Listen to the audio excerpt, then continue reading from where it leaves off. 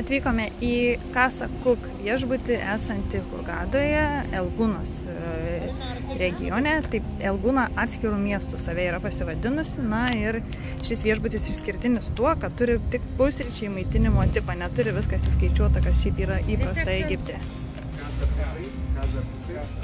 Turi ir pusryčiai vakarienė maitinimo tipą, patikslinsiu. Tai pusryčiai arba pusryčiai ir vakarienė.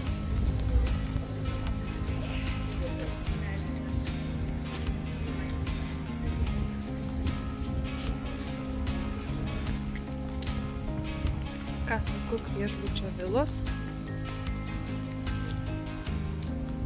Štai visas viešbutis įrengtas tokia minimalistinė visiškai tematika.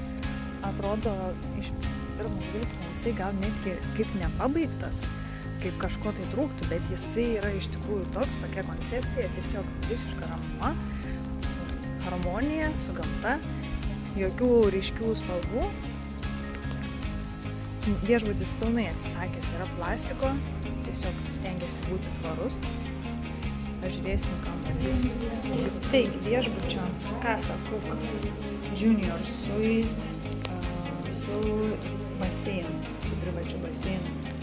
Ne su privačiu, o galima taip pasakyti labiau dalinasi su kitais kambarys baseinu. Turi lauko dušą ir dušą viduj.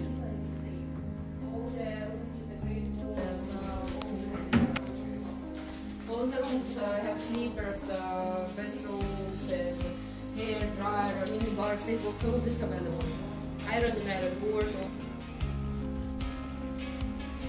Čia štai padaryti tokia poilsio zona ir baseinas, kuris yra skirtas 2 numeriams.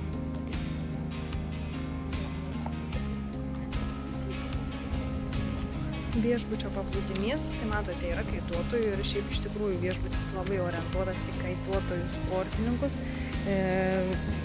Seklus paplūdimys, jūra nueinanti, didelis vėjuota vietovė, tad labai tinka. Ir iš tikrųjų, va čia jie planuoja viską apsodinti. Paplūdimys labai platus, o iki paplūdimio, nors atrodo kaip trūksta žolės, bet jie tiesiog planuoja viską palaipsniui apsodinti augalais ir padaryti tokį mini džiunglės.